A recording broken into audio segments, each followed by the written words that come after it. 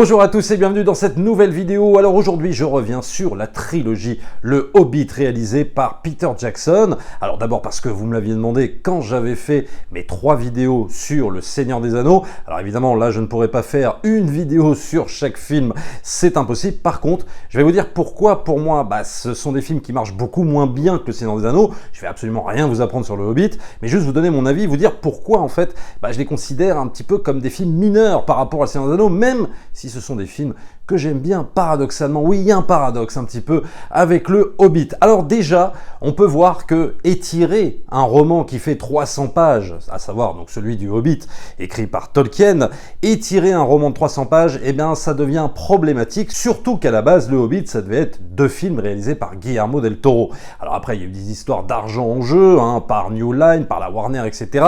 Donc Peter Jackson a récupéré le projet, ce qui n'est pas en soi une mauvaise chose, mais évidemment, le studio, pour gagner plus d'argent, ils ont décidé non pas d'en faire 2 films, mais 3 films. Et alors 3 films de presque 3 heures chacun. Sans compter qu'il y a aussi des versions longues pour chaque film.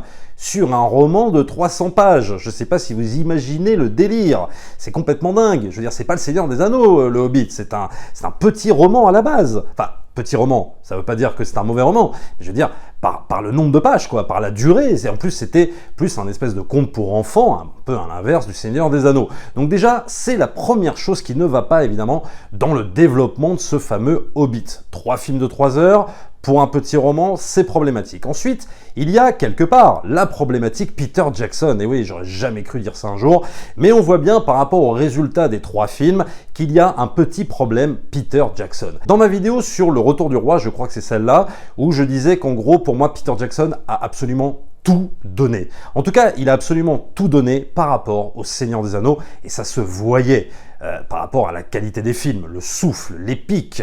On dirait qu'il a donné sa vie entière, Peter Jackson, pour réaliser Le Seigneur des Anneaux, et on a vu le résultat. Le problème, c'est qu'on le fait revenir sur quelque chose où il a quasiment tout dit. Donc, on a vraiment cette impression, en fait, que Peter Jackson est derrière la caméra, histoire de gagner un peu plus d'argent, bien évidemment, et puis finalement d'obéir à un diktat des studios, en train de lui dire, de toute façon, vu que tu as fait Le Seigneur des Anneaux, bon, il faut que tu reviennes faire le Hobbit, parce que si on prend l'autre, ça va être compliqué, etc.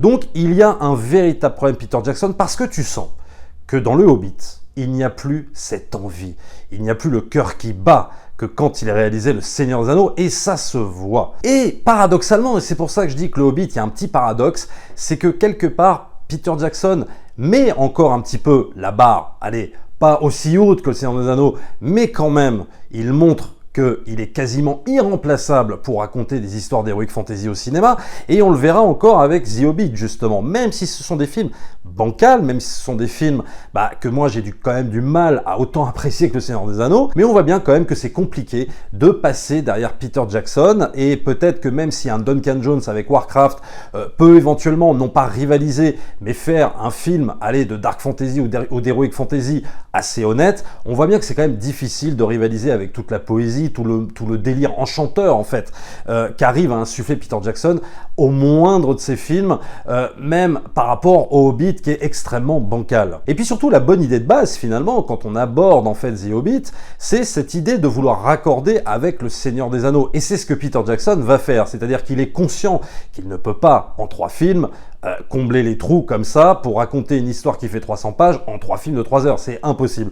Donc qu'est-ce qu'il va faire? Il va essayer de raccorder avec Le Seigneur des Anneaux en se servant du Silmarillion, en rajoutant donc beaucoup de situations et beaucoup de personnages qui n'étaient pas dans le roman. Je pense notamment à ce fameux nécromancien, je pense notamment à Galadriel, même à Saruman. Donc il va piocher des histoires par-ci par-là, notamment beaucoup dans le Silmarillion, et il va essayer de raccrocher les wagons plus ou moins avec Le Seigneur des Anneaux, de façon à ce que finalement sa trilogie du Hobbit, ce soit un peu la prélogie, ce soit un peu l'avant Seigneur des Anneaux en mode prélogique en 3 films. C'est pas une mauvaise idée, sauf que ça va pas mal se casser la gueule quand même sur un plan scénaristique, et on le verra surtout dans la Désolation de Smaug et la bataille des 5 armées. Et puis le problème de ça, c'est que ça va donner 3 films pour moi totalement hybride. C'est-à-dire que en voulant raccorder avec le Silmarillion, avec le Seigneur des Anneaux, en fait on quitte le conte pour enfants qui était le Hobbit et on va dans un récit beaucoup plus mature. Et c'est ce qui va exactement se passer dans ces 3 films du Hobbit, et c'est ce qui en fait, à mon sens, 3 films bancals. C'est-à-dire qu'on hésite, Peter Jackson hésite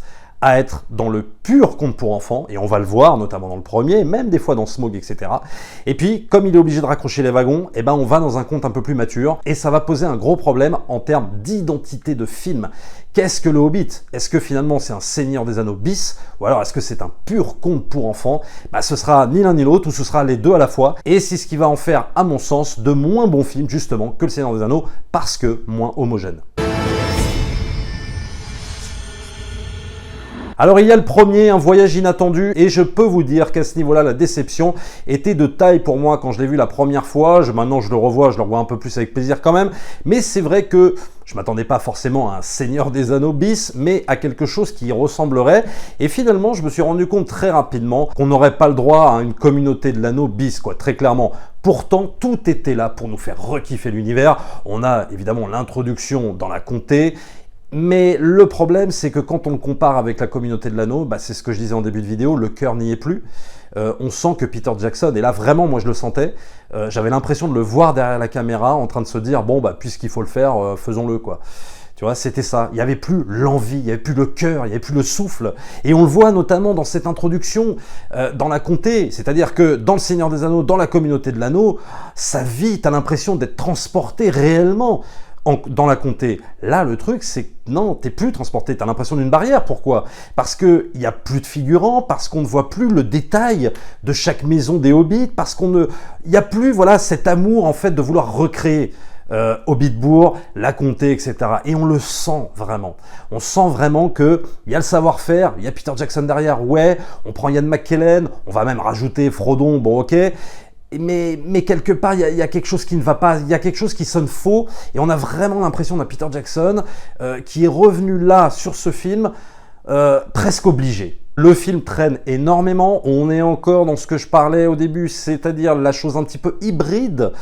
On va raccorder, on va parler de nécromanciens, on va parler de plein de choses, mais aussi on va avoir les scènes un petit peu du Hobbit, avec les trolls qui parlent, etc., mais qui durent des plombes. On va avoir une des scènes que je déteste le plus, et ça m'ennuie de le dire, c'est avec Gollum. Et pourtant, Gollum, personnage ultra emblématique, que tout le monde a adoré dans Seigneur des Anneaux, là, c'est pas qu'on le déteste, mais c'est une scène qui dure trop longtemps.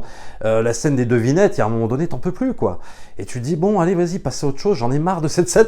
Et en fait, le problème du Hobbit, c'est que tu as plein de scénettes comme ça, accrochées les unes après les autres, et qui durent, et qui durent, et qui durent. Tout ça parce que Peter Jackson doit combler, doit meubler, absolument.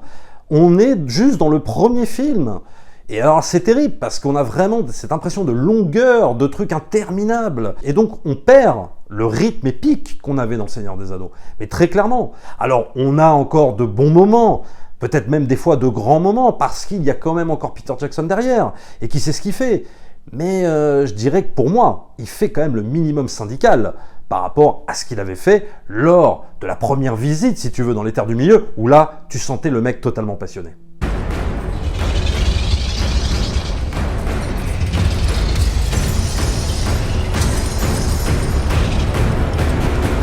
Alors étrangement, le deuxième, alors que je m'apprêtais à le dézinguer à l'époque où je l'avais vu en salle, La Désolation de Smaug, ça fait partie carrément de mes préférés. Alors attention, ça veut pas dire que La Désolation de Smaug, c'est le film parfait, que ça vaut le Seigneur des Anneaux, je ne sais quoi. Non, on en est encore très loin. Mais par contre, là, on sent que Peter Jackson veut absolument, pour moi, aller plus dans le conte mature. Pour le coup, il hésite moins, en fait, entre le conte pour enfants et le conte, on va dire, un peu plus mature que le roman de base. Et ça fait du bien au film, parce que ça lui donne une véritable identité, bien plus que le premier à mon sens. Et puis, on va avoir quand même quelques scènes totalement dantesques. On va avoir notamment deux scènes que je préfère.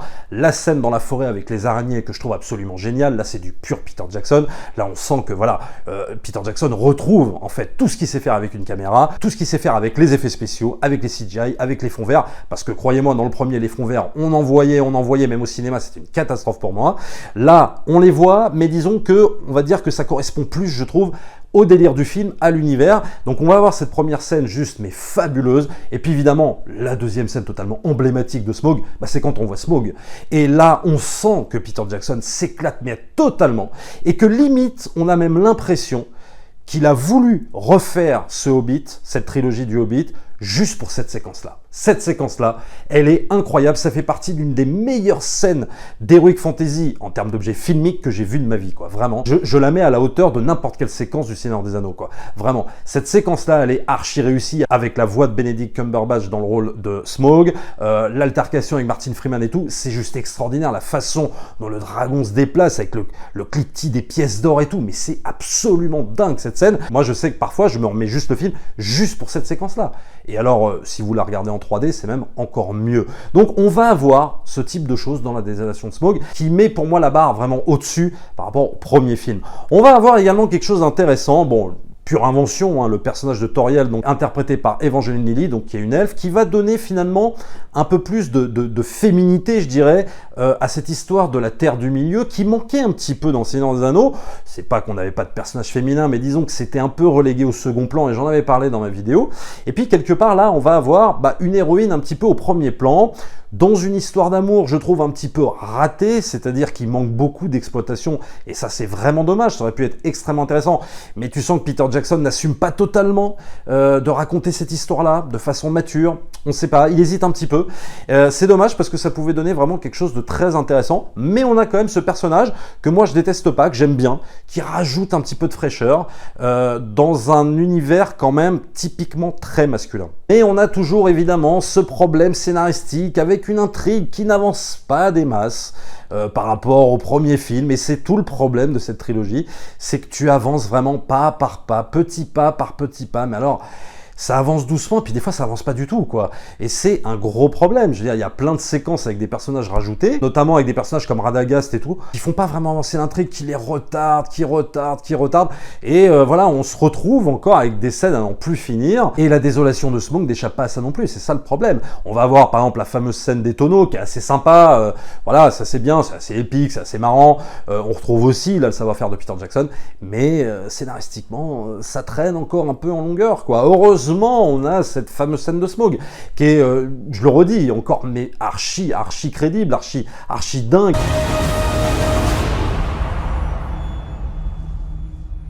Et puis ensuite vient le troisième, la bataille des 5 armées. J'ai l'impression que c'est celui qui est finalement le moins aimé des trois. Moi, c'est celui pas que j'aime le plus, bien évidemment, parce que ça reste Smaug pour moi mon préféré, mais je trouve que ça va. Ça reste un film sympa, ça reste une conclusion, on va dire, honnête, même s'il y a énormément de défauts, mais il y a quelques trucs que j'aime bien quand même dans cette fameuse bataille des 5 armées, notamment l'exploitation de Thorin en mode complètement dingue, perverti et tout ça. Ça, je trouve ça très intéressant, ça aurait mérité un peu plus de développement, mais l'idée était intéressante, et puis surtout, quand elle est mise en scène, elle est bien mise en scène.